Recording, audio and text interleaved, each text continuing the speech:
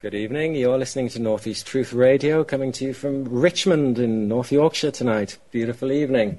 It's Mark Cocking from North East Truth. And this is Mike Cooper. Also from North East Truth, apparently. Yeah. Tonight we have special guest Theo Chalmers, who has hosted the show On the Edge for Edge Media TV for the last few years.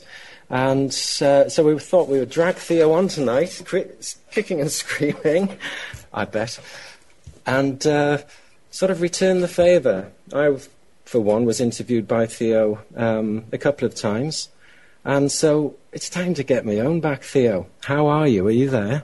I'm very well, thank you. Yes, it's a bit weird being interviewed instead of doing the interviewing. I bet it is. For those who have not come across Theo before, as I pointed out, he does produce and present On the Edge for Edge Media TV.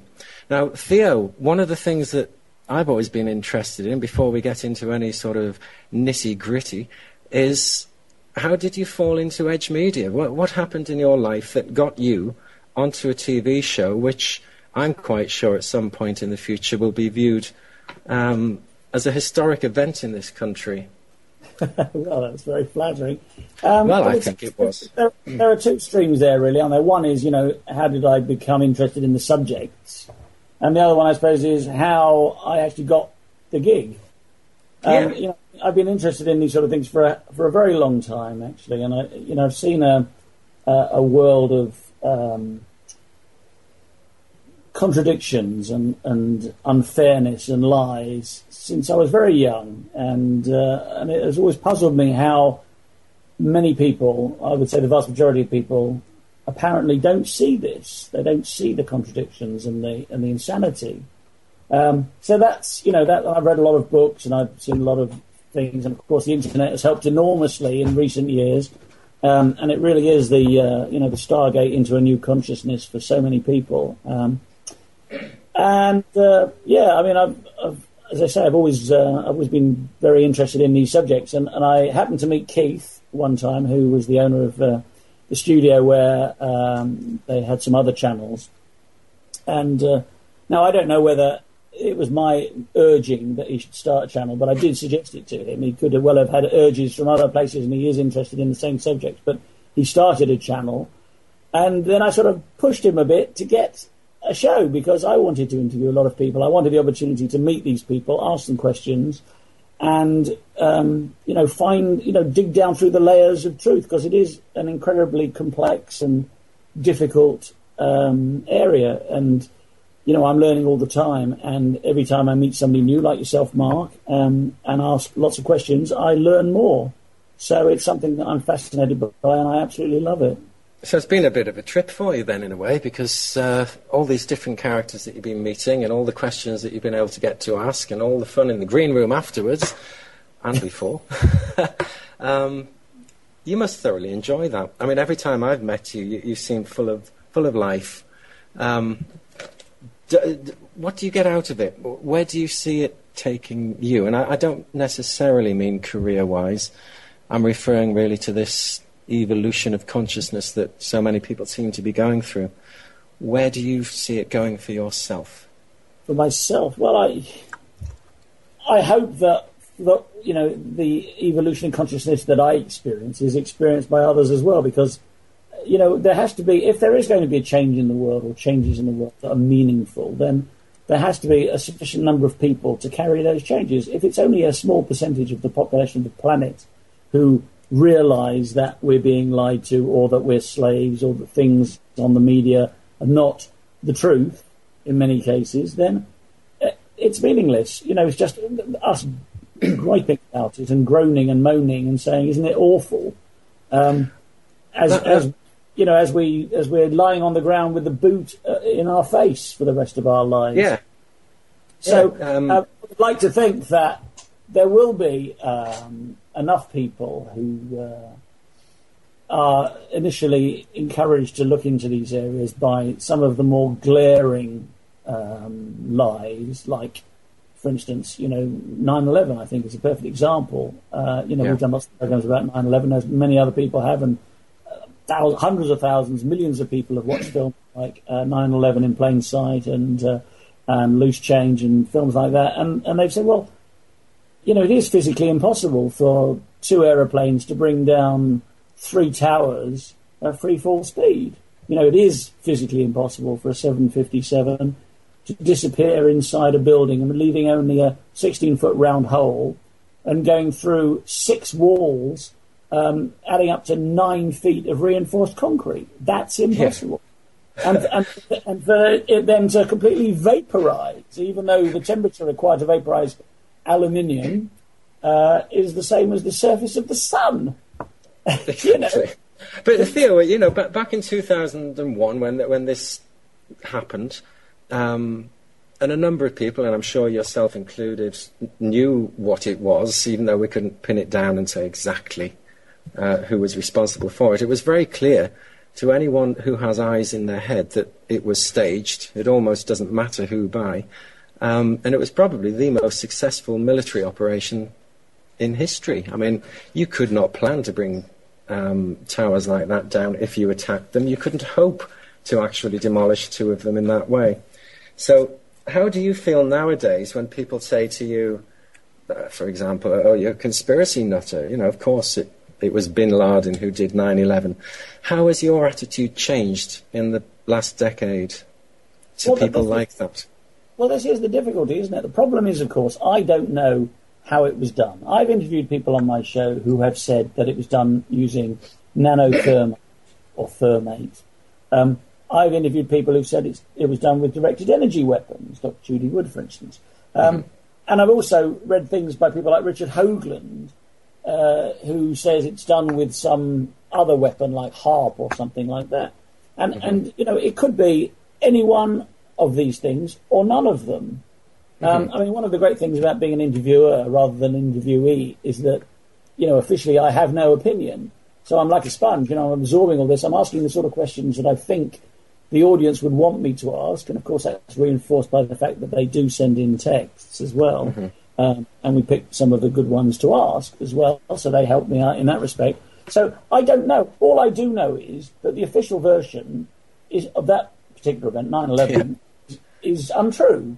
Yeah. And do you not think that's all that people actually need to know, though? Insofar as it's very clear that it was all, the official version is not true, but that really is all we need to know. We don't need to know exactly how it was done. Well, it's an introduction, isn't it? For a lot of people, it's an introduction. People who are going through their lives thinking everything's okay, our politicians would never act against our best interests. Everything they tell us is more or less true, and okay, we get taxed a lot, and life could be easier, but this is like an introduction, isn't it? They see a film about 9/11, or they watch a program about 9/11. They hear people being interviewed. They listen to scientists talking about it.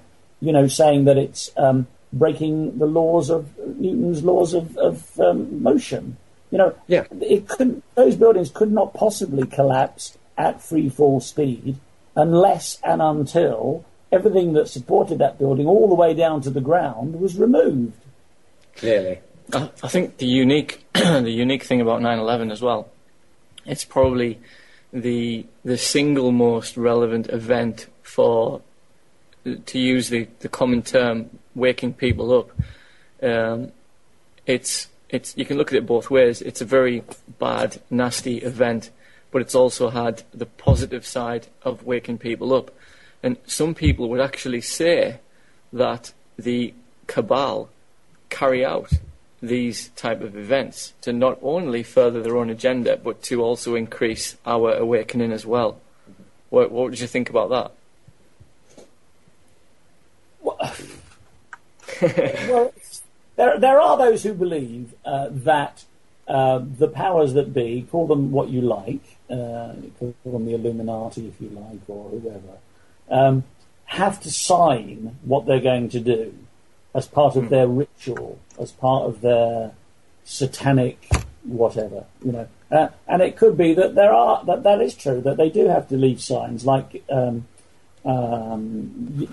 have to leave messages for us, cryptic messages, so that in a sense we've contracted with them, like the Georgia Guidestones, for instance, which say that the population should be reduced to half a billion people instead of 6.5 billion people, for instance. And by doing this, they've contracted with us, and we've agreed. And I don't know, that could be true. I don't know. I think, if I can come in there, to me it's a bit more of a contract. It is actually an underlying occult philosophy. Exactly. That they have to, as an occultist, not that I am, but I've studied occult philosophy for too long, most of my life so far. So I have pretty good insight into what some would term the occult world. One of the biggest underlying philosophies is, and this is the occult secret, is you would tell your victim what you're going to do, and then you would do it. If you don't tell them what you're going to do, the psychological effect is the opposite. So I'd come back at Mike and suggest that that's what it is. And I'll stop tapping my pen, yes. Think about the three major world religions, which is Christianity, Judaism, and Islam.